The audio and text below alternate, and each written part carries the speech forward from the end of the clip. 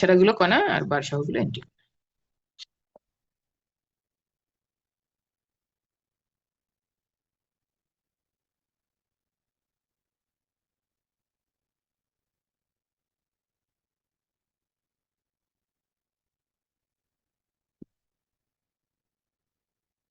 তাহলে এখানেও দুইটা এফ, আবার এখানেও দুইটা এফ, মানে এখানে যে দুটো কণা এখানেও সেই কণা দুটোই আছে।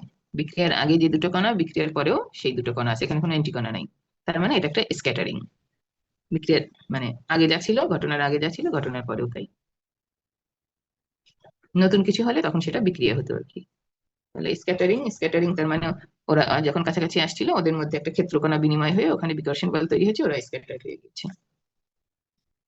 এটা সাপোজ এফ, যেহেতু এটা কণা এর উপরের দিকে, এটাও এফ, পি2 ভরবেগের। এটা বিনিময়ের ফলে বিকর্ষণ বল তৈরি হলো, এফটা এদিকে গেল কে1 ভরবেগে, আর একটা এফ কে2 ভরবেগে গেল। তাহলে এই এফ এর ভরবেগ ছিল পি1 আর সে নির্গত হয়েছে কে1 নিয়ে। তার মানে পি1 মাইনাস কে1 ভরবেগের ফোটন নিঃসরণ করছে, সেই ফোটনটা এই পি2 এর সাথে যোগ হয়ে কে2 হয়ে গিয়েছে। পি1 মাইনাস কে1 কে শোষণ করে নিল এই পি2 ভরবেগের এফ।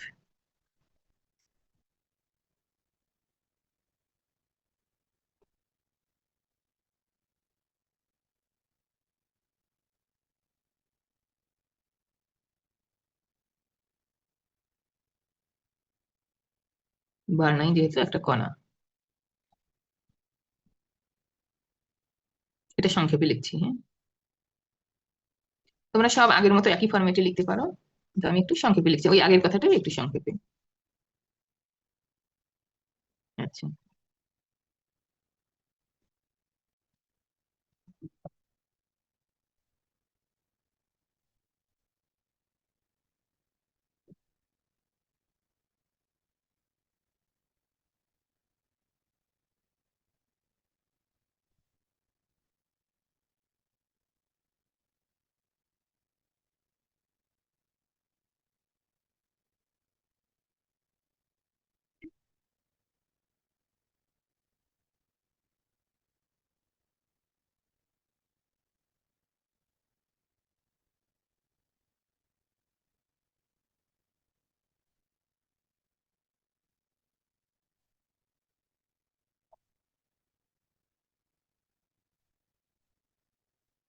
একটু ভরবেগে বিক্ষিপ্ত হয়।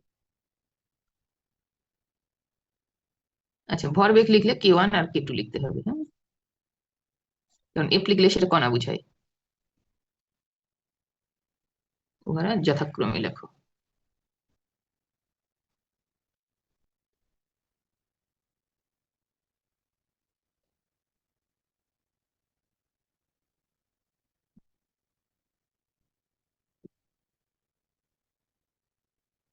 তাহলে একই জিনিসই কিন্তু আগের দুটো স্টেপে বলেছিলাম, যে হচ্ছে সে পি1 মাইনাস কে1 ভরবেগের গামা নির্গত করে, তারপরে বলেছিলাম এই কণাটা সেই গামাটা শোষণ করে নির্গত হয়, সেটা একবারে লেখা হয়েছে বিনিময় করে।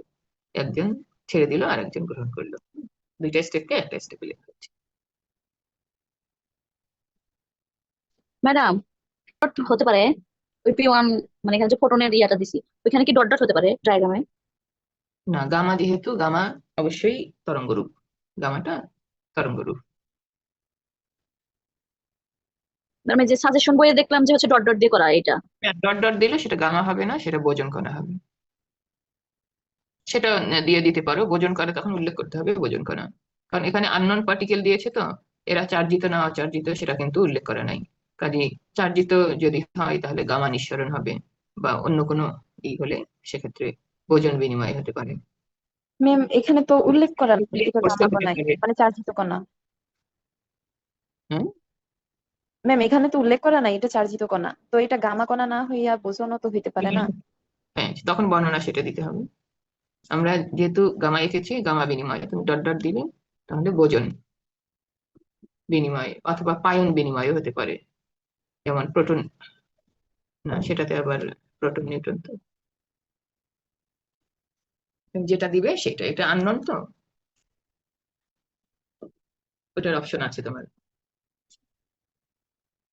আচ্ছা, 2 নম্বরটা নিজে করে আমাকে বলো। এখানে একটা কণা একটা এন্টি কণা আছে।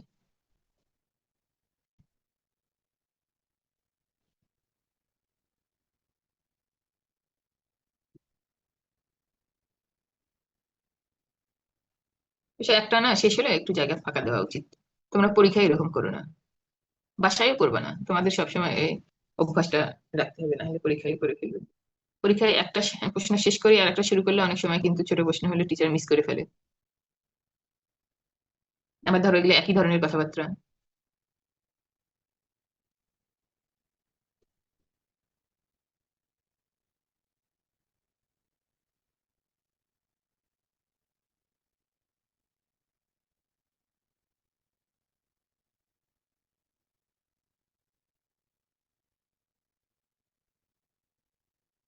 যদি করি তাহলে সেটার বর্ণনা বোঝন হবে।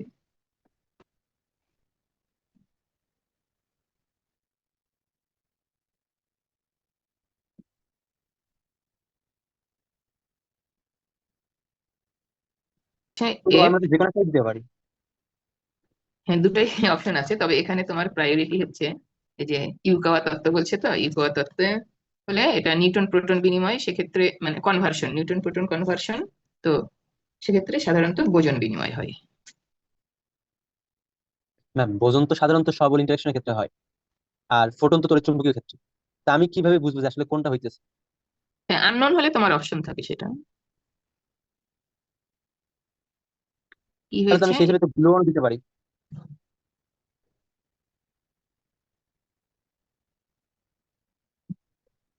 দিতে পারো। আচ্ছা, এটা একটা এফ হচ্ছে আচ্ছা, একটা K1 হয়েছে, একটা K2 হয়েছে।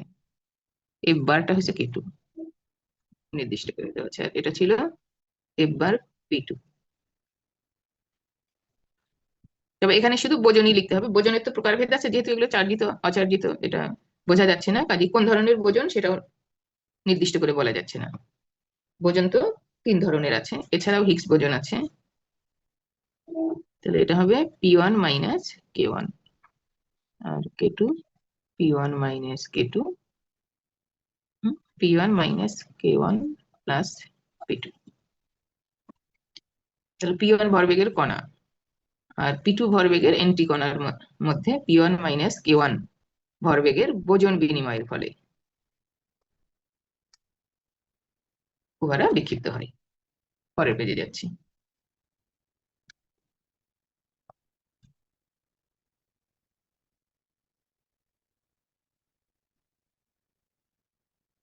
P2 ভরবেগেরটা ছিল এন্টি কণা,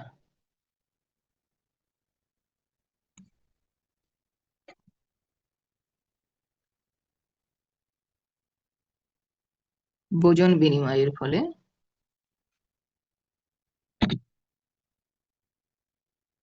উহারা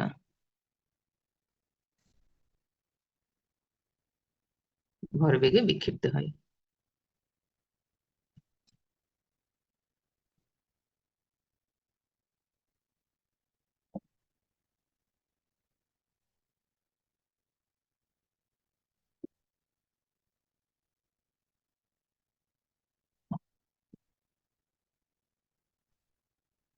ইউকা বললেই আসলে বোজন ব্যবহার করব, বোজন বিনিময়। হ্যাঁ, ইউকাওয়া বললে বোজনটা ব্যবহার কি করো। মানে বোজন স্পেসিফিক কি কোনো বোজন আছে এর পিছনে? এটা হচ্ছে 2 ধরনেরই হতে পারে, যেমন ধরো, তবে ইউকাওয়া তত্ত্বে সাধারণত প্রোটন নিউট্রনের ওটা কনভার্সন, সেক্ষেত্রে বোজনটা ব্যবহার হয়। তবে সেটাতেও কিন্তু ইউকাওয়া তত্ত্বের যে ইন্টারেকশন গুলো সেগুলোতে কিন্তু তোমার 4টা ফার্মিয়ন থাকে, কিন্তু একটা থেকে বাকি 3টে তৈরি হয়। আচ্ছা, এই ধরনের বিক্রিয়া যেগুলো হতে পারে, এগুলো তো আমরা পড়ি, আরো পরের দিকে চ্যাপ্টারে পড়বো।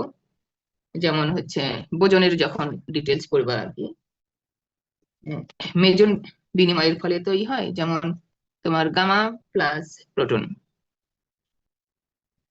পাই নট প্লাস পি হয়, gamma plus neutron pi naught plus neutron হয়। তো এ ধরনের মিথস্ক্রিয়া আছে। মোট কথা, তোমার এই গামা বিকিরণের মাধ্যমেও এই কণা অ্যান্টিকণার মধ্যে মিথস্ক্রিয়া গুলো হতে পারে বোজনের মাধ্যমেও, তবে ইউকই হলে প্রিফারেবল হচ্ছে এটা বোজন বিনিময়।